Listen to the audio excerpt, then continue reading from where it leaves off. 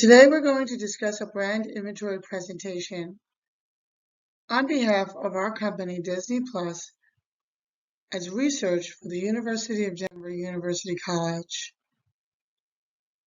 Disney Plus is a very important part of the Disney umbrella of brands that includes Disney Entertainment, Disney Films, Disney Parks, Disney Cruises, Disney Travel and Tourism, Disney Licensed Products.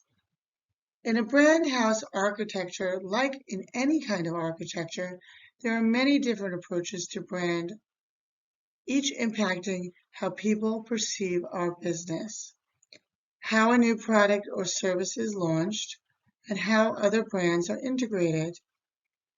Each of Disney's products have brand equity. According to John and Torelli, strong brands have built equity by creating distinctive associations that elicit unique and favorable consumer responses. Disney products are linked to the central brand through logos, lifestyle, and other identifiable images that help Disney stand out from the crowd. Disney is as good as its associations. It has teamed up with some of the biggest powerhouses in the industry: Marvel, Pixar, the Star Wars franchise, and National Geographic, all important powerhouse brands that help strengthen Disney as a streaming service. By leveraging these opportunities, Disney truly sets itself out from the competition. Brand equity is extremely important for Disney Plus. In fact, the difference between brand equity and brand valuation is like the difference between improving a brand's image through valuation and improving its revenue, according to John and Torelli, the textbook we have been using throughout this course in 2018. Hagu in 2022 said, brand valuation is what a brand is worth. We have to consider the value of brands in another context, that of a company's monetary worth. If you sold these products on the open market, its value would be estimated even when the disposal is not anticipated, Hagu stated in February 8, 2022. However, Forbes, who states that Disney Plus is $61.3 billion brand with a revenue of $38.7 billion, states that this is all part of Disney's new culturally enhanced programming.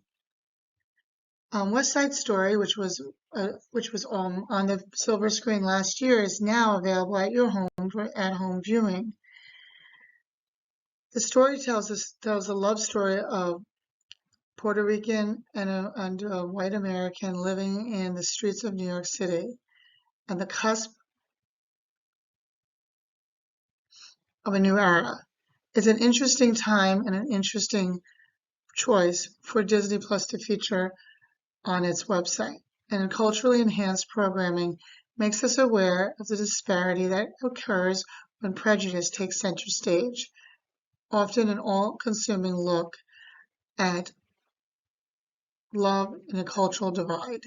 Very interesting option for many adult viewers who are maybe turned off by Disney Plus's more juvenile offerings. Definitely a one way of becoming more culturally relevant in today's day. What is the future of Disney Plus? To continue to come up with top-notch programming that hits a chord with the consumer. Who can forget the successful launch of Baby Yoda when Disney Plus launched The Mandalorian? What sets it apart? How can we protect the brand? Disney as a company takes pride in its social media and its values. Disney employees, on being hired by the company, are asked not to participate in social media posts of a confidential nature. Employees cannot disclose company business on social media platforms, and certain photographs are not even acceptable. From a marketing standpoint, there has not been a lot of social media content distributed by Disney about Disney Plus. This may be intentional, or at least that is what I believe. Disney protects its copyrighted, independently produced content more exclusively in this way. It helps create. The Disney Plus brand will strive for consistency with the Disney image while focusing on new programming that will take Disney to the next level through its Star Wars and Marvel franchises, as well as Pixar and National Geographic. These are some of their programming options, but there are other programming options that Disney Plus has come up with on its own. It's a very brand-centric brand. We have the opportunity to pull back the curtain a bit and show things that they've never seen before, including a great docuseries on Walt Disney Imagineering. These are come straight from the words of company CEO Bob Iger. That's the division of the company that dreams up the attractions at Disney theme parks. A brand's visual elements is one of its most important elements. And this is something that we have to, as a company, not lose sight of. To stay socially relevant, Disney has launched a new advertisement that promotes its programming. Launchpad kicked off its season with 6 shorts about immigrant life, which are culturally.